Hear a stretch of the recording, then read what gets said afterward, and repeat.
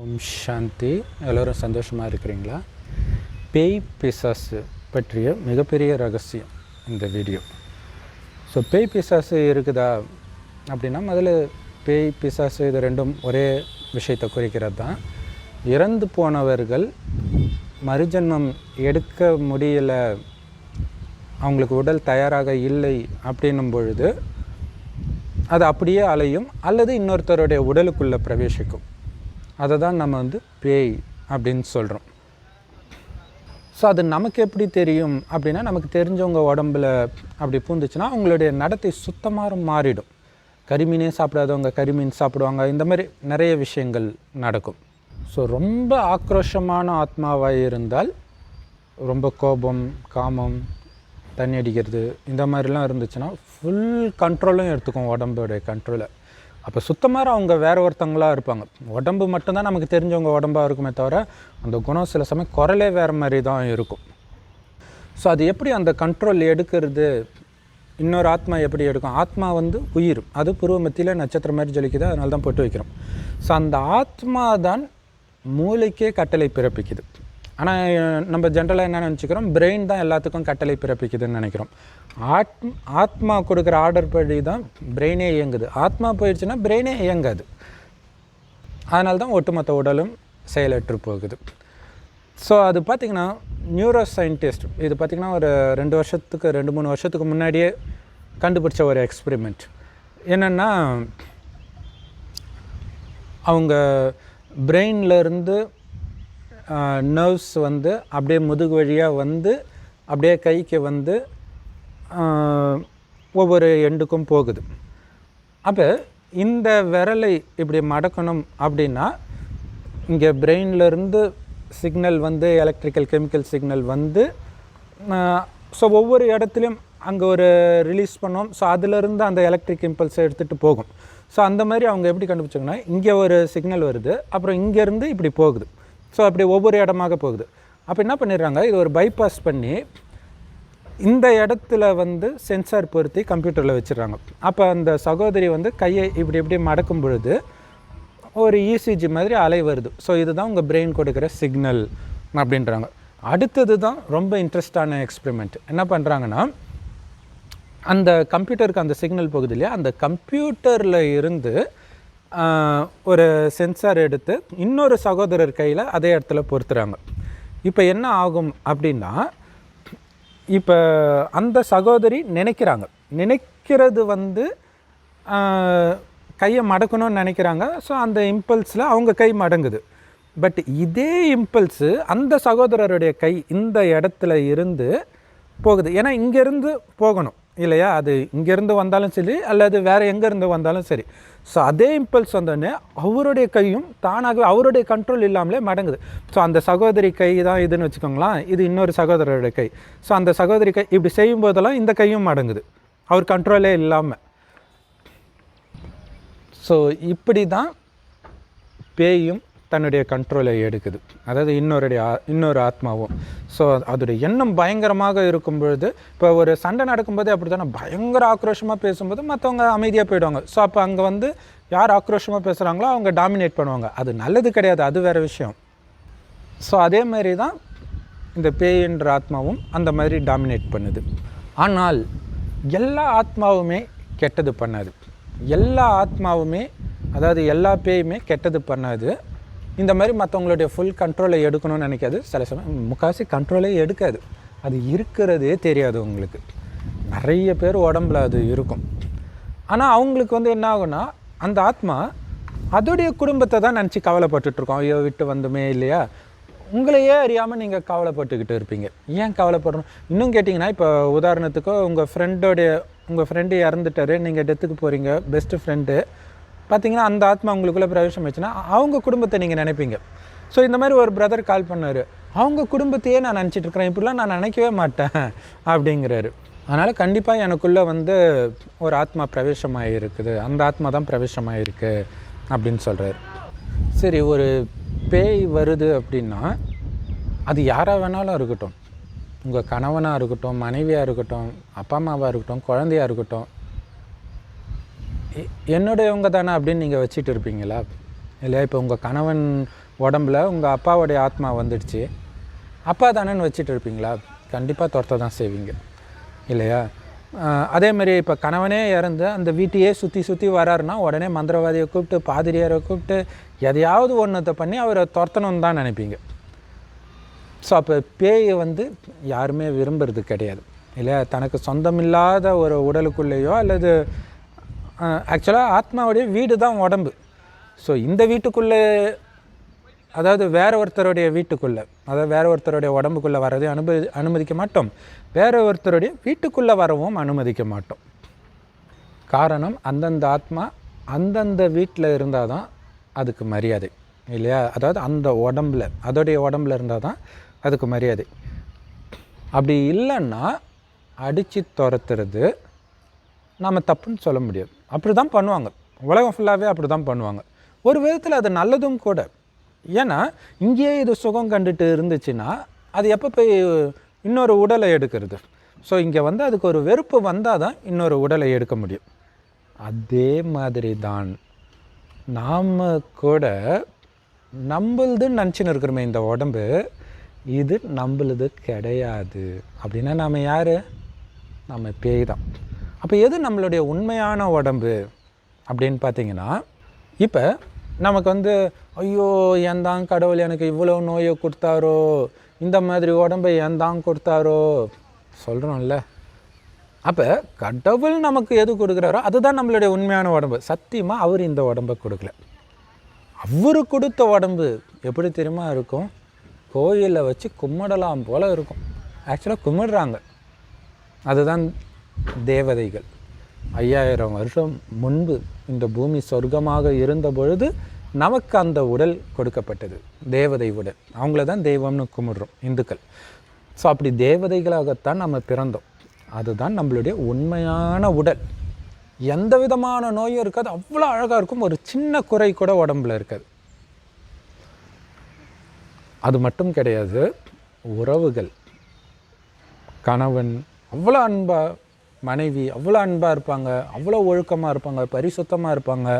குழந்தைகள் அவ்வளோ அன்பாக நம்ம சொல்கிறத கேட்கக்கூடியதா, ஏன் பஞ்ச தத்துவமே நம்ம சொல்கிறத கேட்கும். எல்லா ஜீவராசியும் நம்ம சொல்கிறத கேட்கும். நாமளும் யாருக்கும் துக்கம் கொடுக்க மாட்டோம், அவங்களும் நமக்கு துக்கம் கொடுக்க மாட்டாங்க. இப்போ பாருங்கள், கடுமையான குளிர், கடுமையான வெயில், இதெல்லாம் எதுவுமே இருக்காது. ஸோ அந்த மாதிரி உலகம்தான் நம்மளுடைய உலகம். அந்த உடல் தான் நம்முடைய உண்மையான உடல். அந்த உறவுகள் தான் நம்முடைய உண்மையான உறவுகள். அந்த குடும்பம் தான் நம்மளுடைய உண்மையான குடும்பம். 2500 வருடமாக தேவதையாகவே இருப்போம். மறுபிறவி எடுத்தால் கூட தேவதையாகவே தான் பிறப்போம். ஏன்னா 2500 வருடம் இந்த பூமி சொர்க்கமாகவே இருக்கும். அடுத்த 2500 வருடம் தான் இந்த பூமி நரகமாகுது. தேவதையாக இருந்த நாம் தெய்வீக குணத்தை இழக்கிற காரணத்தினால சாதாரண மனிதர்கள்னு சொல்லப்படுறோம். அப்போ அசுர குணங்கள் வருது. காமம், கோபம், பற்று, பேராசை, அகங்காரம். சொர்க்கத்தில் அதெல்லாம் இருக்காது. அங்கே அன்பு, அமைதி, ஆனந்தம், சுகம் இதுதான் இருக்கும். இங்கே காமம், கோபம், இந்த மாதிரி அசுர குணம், நமக்கும் துக்கத்தை கொடுத்து மற்றவர்களுக்கும் துக்கத்தை கொடுக்கக்கூடிய குணம் வரும். அதுக்கு முக்கியமான காரணம் என்னென்னா, சொர்க்கத்தில் நான் ஆத்மான்ற உணர்வுலேயே இருப்போம். நரகத்தில் ஆத்மான்றதை மறந்து உடல் நான் நினைக்கிறதுனால புலனின்பத்துக்கு அடிமையாகிறோம். சொர்க்கத்தில் ஆத்மான்ற உணர்வில் இருக்கும்போதே பயங்கர ஆனந்தமாக இருக்கும். காரணம், ஆத்மாவுடைய உண்மையான குணமே பேரானந்த பரவச நிலை தான். ஆத்மான்றதை மறக்கும்போது அந்த ஆனந்தம் கட்டாகிற காரணத்தினால ஆனந்தத்தை வெளியில் புலனின்பம் மூலமாக தேட முயற்சி பண்ணுறோம். ஆனால் அப்படி கிடைத்தாலும் அது ரொம்ப ரொம்ப ரொம்ப சொற்ப காலம்தான் இருக்கும். ஒரு நிமிடம் சந்தோஷத்துக்கு பல மணி நேரம் அல்லது பல வருடம் நாம் உழைக்க வேண்டியதாக இருக்கும். இங்கே சொர்க்கத்தில் எந்த உழைப்பும் தேவையில்லை. அப்படியே ரெடிமேடாக ஆனந்தம் தான். திரும்புகிற பக்கமெல்லாம் ஆனந்தம் தான். இன்னொரு விஷயம், அங்கே ஆத்மான்ற உணர்வில் இருப்பாங்க, உடல்ன்ற உணர்வுலேயே இருக்க மாட்டான். அப்படின்னா என்ன அர்த்தம்? உடல் மேலே பற்றே இருக்காது. ஃபஸ்ட் கிளாஸான உடல், ஆனால் பற்றே இருக்காது. எதன் மீதும் பற்று இருக்காது. அப்படியே குழந்த மாதிரி ஜாலியாக விளையாண்டுட்டு இருப்போம் பெரியவங்க கூட. அவ்வளோ ஆனந்தமாக இருப்போம். புஷ்ப விமானத்தில் ஏறினா நினச்ச இடத்துக்கு போயிடும். ஸோ அதுக்கு காரணம் ஆத்மா சக்திசாலியாக இருக்கும், பரிசுத்தமாக இருக்கும். இந்த காமம், கோபம்ன்ற அழுக்கு வராது. ஏன்னா ஆத்மான்ற உணர்வுலே இருப்பாங்க. ஒவ்வொருத்தரையும் ஆத்மானே பார்ப்பாங்க. ஆனால் 2500 வருடம் கழித்து ஆத்மான்றதை மறந்து உடல் நினைக்கும் போது மற்றவர்களையும் உடலாக பார்க்குறோம். ஸோ அப்போ தான் என்னுடையவங்க அப்படிங்கிற எண்ணம் வருது, சுயநலம் வருது. என்னதுன்னு எல்லாத்தையும் அபகரிக்கணும்னு நினைக்கிறோம். மனிதர்களை, சொத்தை, பேர் புகழை, எல்லாத்தையும். ஆனால் எல்லாமே நம்மளை விட்டு போய் தான் ஆகணும். போகாட்டினாலும் போயிடுமோ அந்த பயத்தில் வேற துடிப்போம். ஸோ இது எல்லாமே என்ன பண்ணுது, உங்களுக்கு மேலும் மேலும் துக்கத்தையே கொடுக்குது. ஆனால் இது எதுவுமே உங்களுக்கு கிடையாது. சொர்க்கத்தில் கொடுக்கப்பட்டது தான் உங்களுடையது, அதுதான் கடவுளே கொடுத்தது, அது உங்களுக்கு சுகத்தை மட்டுமே கொடுத்தது. ஆனால் இப்போ இதை ராமராஜ்யம்னு சொல்லலாம். ஏன்னா அடுத்த 2500 வருடம் ராவண ராஜ்யம். ராவணன்றது காமம், கோபம், பற்று, பேராசை, அகங்காரம், ஆணிடமும் இதே 5 விகாரம் பெண்ணிடம் உள்ள இணைந்த ரூபம் தான் 10 தலை ராவணன். மற்றபடி 10 தலையை தூக்கிட்டு எவனும் கிடையாது. அது கற்பனை கதை தான். இங்கே நிஜத்தில் நடப்பதை ஒரு கதை ரூபமாக அங்கே கொடுத்துருக்குறாங்க, அவ்வளோதான். அப்போ இந்த ராவணன் அல்லது சாத்தான் அல்லது மாயா, இவனுக்கு நாம் அடிமையாகிடுறோம். அடிமையாகிட்டு பார்க்குறதெல்லாம் என்னதுன்றோம். அப்போ இதுதான் பாவம். அதனால தான் நமக்கு துக்கம் வருது. ஸோ காமம், கோபம், பற்று, பேராசை, அகங்காரத்தின் வசப்பட்டு நாம் செய்கிற ஒவ்வொரு காரியமும் பாவமாகுது. அந்த பாவத்திற்கான தண்டனையாக தான் ஊனமான உடல், ஏழையாக பிறக்கிறது, இயற்கை சீற்றத்தில் சிக்கிறது, இந்த மாதிரிலாம் பலவிதமான துக்கத்தை நாம் அனுபவிக்கிறோம். ஸோ ஒருத்தர் தப்பு பண்ணாங்கன்னா அவங்கள பிடிச்சி ஜெயிலில் போடுறாங்க. ஏன்? நாட்டில் உழவை விட்டால் வேலைக்கு ஆகாது, இன்னொன்று அவன் திருந்தணும், தண்டனை கொடுக்கணும் அப்படிங்கிறதுக்காக. ஸோ அதே மாதிரி தான் சொர்க்கத்தில் இருந்த நாம் சொர்க்கத்தில் இருப்பதற்கு அருகதையற்றவர்களாக மாறிடுறோம் இந்த அசுர குணத்துக்கு அடிமையாகிறதுனால. அதனால் நமக்கு தண்டனையாக தான் நாம் நரகத்தில் பிறக்கிறோம். இதே பூமி நரகமாக மாறுது. ஆனால் நம்மளுடைய உண்மையான உலகம் சொர்க்கம். இது நம்மளது கிடையாது, இது ஜெயிலுன்னு புரிஞ்சுக்கோங்க. ஏன் செய்கிற பாவத்துக்கு தண்டனை, பாவமும் இங்கே தான் பண்ணுறோம், அதுக்கான தண்டனையும் இங்கே தான் அனுபவிக்கிறோம். அதேமாதிரி நீங்கள் எந்த உடம்பில் இருக்கிறீங்களோ அது உங்கள் வீடு கிடையாது, அது ஜெயிலு. ஸோ இந்த ஜெயிலை விட்டு தப்பிச்சு போகணும். அதுதான் முக்தியே. முக்தின்றது அதான் அர்த்தம். முக்தினா விடுதலைன்னு அர்த்தம் ஹிந்தியில். அப்போ இந்த ஜெயிலிருந்து விடுதலை அடையணும், கலியுகன்ற ஜெயிலிருந்து விடுதலை அடையணும், இந்த உடம்புலேருந்து விடுதலை அடையணும். இந்த உடம்புக்கு யாரெல்லாம் சொந்தக்காரங்க நாம் நம்பிட்டு இருக்கிறோமோ அதுக்கிட்ட இருந்தெல்லாம் விடுதலை அடையணும். காரணம், அவங்க யாரும் உங்களுக்கு உண்மையான சொந்தக்காரங்க கிடையாது. ஜெயிலில் உங்கள் கூட இருக்கிறவங்கெல்லாம் உங்கள் சொந்தக்காரங்களா என்ன? எல்லாமே தப்பு பண்ணிட்டு வந்திருக்கிற கிரிமினலுங்க. அதே மாதிரி தான் உங்கள் குடும்பத்தில் இருக்கிறவங்களும், கணவனாக இருந்தாலும் சரி, மனைவியாக இருந்தாலும் சரி, குழந்தையாக இருந்தாலும் சரி. ஏன்னா எல்லாருமே அவங்கவுங்க தண்டனை அனுபவித்து தான் ஆகணும். ஆனால் அவங்களுக்கு நீங்கள் கடமை செய்வீங்க, குழந்தைனா நீங்கள் பார்த்துக்கணும், அதெல்லாம். ஆனால் இவங்க என்னுடையவர்கள் கிடையாது. என்னுடையவர்கள் எங்கே இருக்கிறாங்க? சொர்க்கத்தில் இருந்தாங்க. அவங்களே இப்போ இங்கே வந்துட்டாங்க. எங்கெங்கே இருக்கிறாங்களோ நமக்கு தெரியாது. நாம் இங்கே மாட்டிக்கிட்டோம். ஆனால் இந்த ரகசியத்தை கடவுள் கலியுகம் அழிகிறதுக்கு 100 வருடம் முன்னாடி சொல்கிறாரு. ஏன் தெரியுமா? இது முடிந்தவுடன் சொர்க்கம் வரப்போகுது, மீண்டும் சத்தியுகம் வரப்போகுது. கலியுகம் முடிஞ்சோடனே சத்தியுகம், அதுதான் சொர்க்கம்ன்றது. அப்போ சத்தியுகம் போகிறதுக்கான ரகசியத்தை சொல்கிறார். சத்தியுகத்தில் இருந்தது நீங்கள் தான், தேவதையாக இருந்தது நீங்கள் தான். மறுஜன்மம் எடுத்து இப்படி ஆத்மா சக்தி இழந்து கிடக்குது. பார்க்குறதெல்லாம் என்னதுன்னு பிடிச்சிக்கிட்டு விட மாட்டேன்னு துடிக்கிறீங்க. எல்லாத்தையும் விடுங்க. சொர்க்கமே இருக்கும்போது எதையுமே பிடிச்சி வைக்கணுன்ற எண்ணம் இல்லை. இங்கே எல்லாமே துக்கம்தான் கொடுக்குது, அதை போய் பிடிச்சிக்கிறீங்க. தொடர இடமெல்லாம் ஷாக் அடிக்குது. ஸோ அதனால் எல்லாத்துலேருந்தும் புத்தியை நீக்குங்க, என் ஒருவனை மட்டும் நினைவு செய்யுங்கன்ற. சிவபெருமான் செம்பொன் நிறமான உலகத்தில் நட்சத்திரம் மாதிரி இருக்கிறார். ஸோ அவரை அப்பான்னு அன்பாக நினைக்கணும். நாம் புருவ மத்தியில் நட்சத்திரம் மாதிரி இருக்கிறோம். ஸோ ஆத்மான்னு உணர்ந்து சிவபெருமானை நினைக்க அவரை மாதிரியே நம்மளுடைய ஆத்மாவும் பரிசுத்தமாகும். காமம், கோபம், பற்று, பேராசை, அகங்காரம் எல்லாம் நம்மளை விட்டு போகும். கூடவே இறைவன் கொடுக்குற ஞானத்தையும் கேட்கணும். இறைவன் கடைசி 100 வருடம் ஒரு வயோதிகர் உடலில் இந்த ஞானத்தை கொடுக்குறார். அதை தான் முரளின்னு சொல்கிறோம். எல்லா ராஜயோக தியான நிலையத்திலும் முற்றிலும் இலவசமாக கிடைக்கும். இணையதளத்தில், யூடியூப்லெல்லாம் கூட அது இருக்கும்.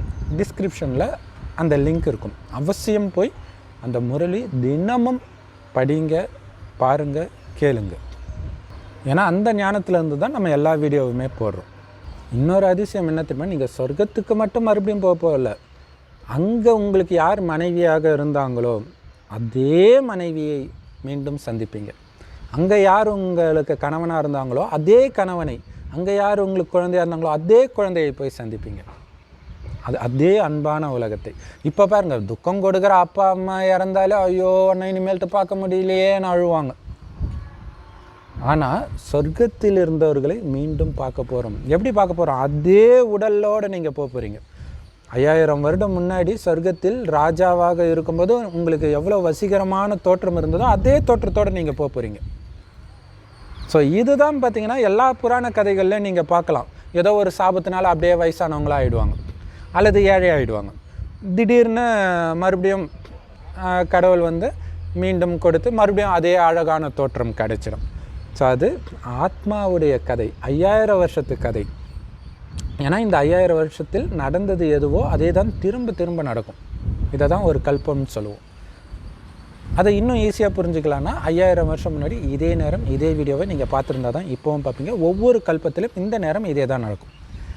ஸோ அதே மாதிரி தான் மீண்டும் அதே உங்கள் குடும்பம், உங்கள் அன்பான குடும்பம். இப்போ நம்ம சொல்லலை, எல்லாருக்கும் அப்பா அம்மா எவ்வளோ நல்லா இருக்கிறாங்க, நமக்கு மட்டும் என்ன பாவம் செஞ்சுமோ இந்த குடும்பத்தில் வந்து மாட்டிக்கிட்டுமே, எல்லாருக்கும் கணவன் எப்படி இருக்கிறாங்க, நம்ம மட்டும் இந்த சைக்கோ கிட்ட மாட்டிக்கிட்டுமே, எல்லாருக்கும் மனைவி எவ்வளோ அன்பாக இருக்கிறாங்க, நம்ம மட்டும் இவகிட்ட மாட்டிக்கிட்டுமே அப்படின்லாம் துடிக்கிறோம்ல. ஸோ அப்போ உங்களுடைய மனசில் அப்படியே ட்ரீம், இந்த மாதிரி மனைவி இருக்கணும், இந்த மாதிரி குழந்தை இருக்கணும், அந்த மாதிரிலாம் அவங்க இருந்தாங்க. அதனால தான் உங்களை அறியாமல் அந்த ஆசை வருது. அவங்கள பார்க்க போகிறீங்க. அதேமாரி விலங்கு, நம்ம சின்ன வயசுலலாம் அந்த படம் ராமநாராயணன் படம்லாம் பார்க்கும்போது, அடடா புலியெல்லாம் நம்ம சொல்கிறத கேட்குது, விலங்கெல்லாம் நம்ம சொல்கிறத கேட்குது, அப்படி இருந்தால் எவ்வளோ நல்லாயிருக்கும் அப்படின்னு தோணுது இல்லையா? நிஜத்தில் அப்படி நடக்காது இங்கே, ஆனால் சொர்க்கத்தில் நடக்கும்.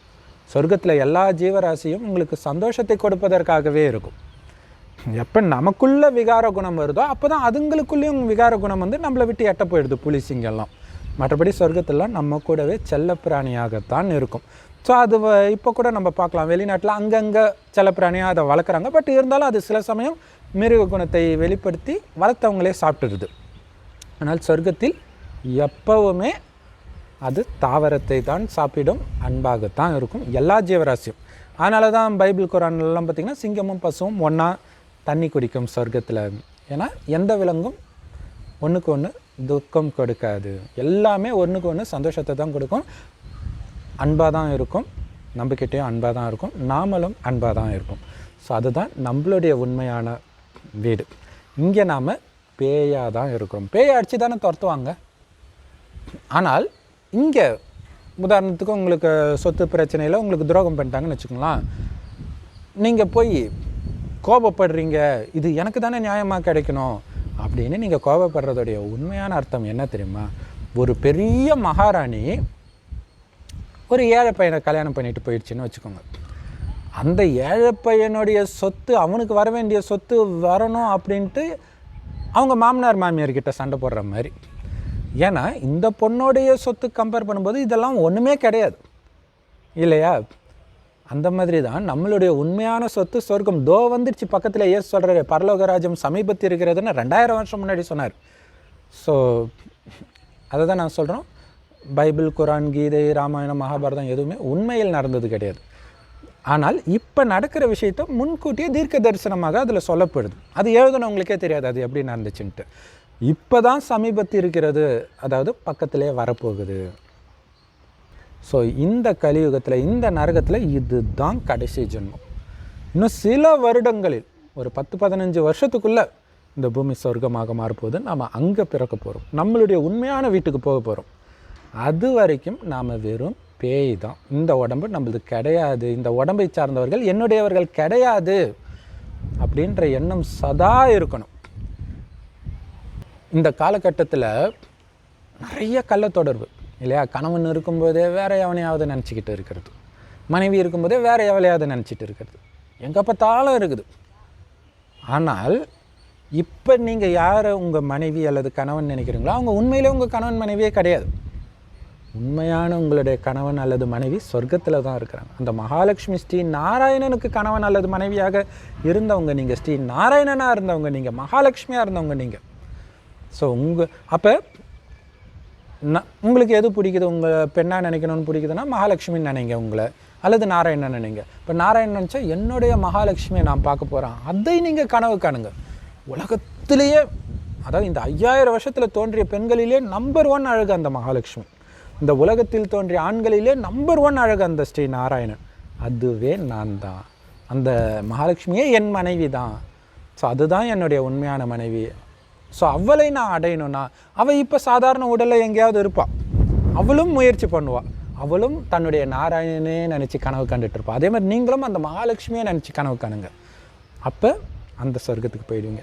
அப்போ இந்த மனைவி, இப்போ இருக்கிற மனைவி உங்களுக்கு எவ்வளோ டார்ச்சர் கொடுத்தாலும், இப்போ இருக்கிற கணவன் என்னதான் நம்பிக்கை துரோகம் பண்ணாலும் உங்களுக்கு அது வலிக்காது. ஏன்னா அவன் என்னுடையவனே கிடையாது அப்படின்ற உணர்வு இருக்கும்.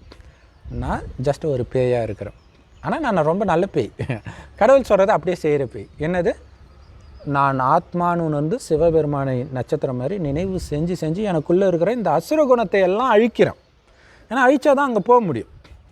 அடுத்தது இதே ஞானத்தை நான் மற்றவர்களுக்கு கொடுக்குறேன். இறைவன் நினைவிலிருந்து இந்த தூய்மையின் அதிர்வலைகளை இந்த உலகத்துக்கே பரப்புகிறேன். இந்த 3 வேலை தான் இறைவன் எனக்கு கொடுத்துருக்கிறார். அதுக்காக தான் நான் வந்திருக்கிறேன். மற்றபடி இந்த உடலோ இந்த உடலை சார்ந்தவர்களோ இந்த உலகமோ என்னுடையது கிடையாது. இது துக்கம் நிரம்பிய நரகம், என்னுடையது சொர்க்கம், அங்கே நான் போய்கிட்டே இருக்கிறேன் அப்படிங்கிறது தான் சதா ஞாபகம் இருக்கணும். அதே மாதிரி இங்கே இருக்கிற வசதி, பேரு, புகழ் இது எல்லாமே இல்லை ரொம்ப தற்காலிகமானது. அது மட்டும் இல்லை, இங்கே எந்த அளவுக்கு பேர் புகழோ பணமோ வருதோ அந்த அளவுக்கு உங்களுக்கு ஆபத்து தான். நிம்மதியாகவே இருக்க விட மாட்டாங்க, பார்த்துட்டு தானே இருக்கிறோம். ஆனால் சொர்க்கத்தில் எல்லாருக்கிட்டையும் தங்க வைர வைடூரியம் கொட்டி கிடக்கும். ஆனால் யாருக்குள்ளேயும் இந்த பொறாமைப்படுறது, பேராசை, பழி வாங்கிறது இந்த எண்ணமே இருக்காது. குழந்த மாதிரி பரிசுத்தமாக இருப்பாங்க எல்லாருமே. ஸோ அந்த மாதிரி உலகத்தில் பெரிய மகாராஜா பதவி ஸ்ரீ நாராயணன் ஆகிறது தான் உண்மையிலே ஆனந்தமாக இருக்கிறதுக்கான ஒரே வழி. நரகத்தில் ஆனந்தம் பணக்காரனுக்கும் கிடையாது, ஏழைக்கும் கிடையாது. ஸோ அதனால் நரகத்தை புத்தியிலிருந்து எட்டி உதைச்சிட்டு இந்த சொர்க்கம் மட்டுமே உங்கள் புத்தியில் இருக்கணும். இதை அவங்களையே அறியாமல் சுடுகாட்டில் வெட்டியான்னு சொல்கிறாங்க. என்ன சொல்கிறாரு, திரும்பி பார்க்காம நான் சொல்கிறத சொல்லிகிட்டே வாங்க. என்ன சொல்லணுமா, கைலாசம் போகிறேன் சொர்க்கம் போகிறேன், கைலாசம் போகிறேன் சொர்க்கம் போகிறேன். கைலாசம் எது, சிவபெருமான் இருக்கக்கூடிய இடம். சிவபெருமான் உண்மையில் இருக்கக்கூடிய இடம் இந்த இடம், இமயமலை கிடையாது, பரந்தாமம். ஸோ அங்கே போகுது எது போகுது, ஆத்மா. ஸோ செத்தப்புறம் ஆத்மா உடலை விட்டு பிரிஞ்சிச்சுல, அந்த ஆத்மா போகிறதுக்காக சொல்கிறார் அவர், அப்படின்னு அவருக்கே தெரியாமல் தான் சொல்கிறார். இப்போ நமக்கு கடவுள் கொடுக்குற பயிற்சி அதுதான். ஸோ அங்கே போகணும், அங்கேருந்து ஆத்மா எங்கே வரணும், சொர்க்கத்துக்கு வரணும். இதே நினைவில் இருக்கும்போது இந்த நரகத்தின் எந்த விஷயமும் உங்களுக்கு எந்த பாதிப்பையும் ஏற்படுத்தாது. அது மட்டும் இல்லை, அந்த சொர்க்கத்தின் குணத்தை இங்கே வெளிப்படுத்துறதுனால உங்களை எல்லாருக்கும் பிடிக்கும். உங்களுடைய கணவன், மனைவி, குழந்தை எல்லாருக்கும் ஐயோ இவ்வளோ அன்பாக இருக்கிறாங்களேன்ட்டு. ஆனால் நீங்கள் அந்த சொர்க்கத்தில் இருப்பதை நினைவு செஞ்சுட்டு இருப்பீங்க. இங்கே இருக்கிற எதை பற்றியும் நினைவு செய்ய மாட்டீங்க, ஆனால் அந்த அன்பை வெளிப்படுத்துவீங்க. ஸோ அதுதான் வேணும். பற்று இருந்தால் தான் நமக்கு பிரச்சனை இல்லையா? ஸோ உண்மையிலே இங்கே இருக்கிற உங்களுடையதை எல்லாம் அபகரிக்கிறாங்க அப்படின்னா நீங்கள் சண்டை போடாதீங்க. உண்மையிலே அவங்க உங்களுக்கு நல்லது செய்கிறாங்க. உன்னுடையது அங்கே இருக்குது, நீ உலகத்துக்கே ராஜா, உனக்கு எதுக்கு இந்த பிச்சைக்கார இதை எங்ககிட்ட கொடுத்துட்டு போ அப்படின்றாங்க. நீங்கள் பாட்டு கொடுத்துட்டு அப்படியே ஜாலியாக சொர்க்கத்துக்கு போயிட்டு இருக்கிறோம் அப்படின்ற ஆனந்தத்திலே இருங்க. ஓம் சாந்தி. இந்த வீடியோ பிடிச்சிருந்துச்சுன்னா லைக் பண்ணுங்கள், கமெண்ட் பண்ணுங்கள், அவசியம் எல்லோருக்கும் ஷேர் பண்ணுங்கள். சப்ஸ்கிரைப் பண்ணணுன்னா உடனடியாக சப்ஸ்கிரைப் பண்ணுங்கள். தேங்க்ஸ் ஃபார் வாட்சிங்.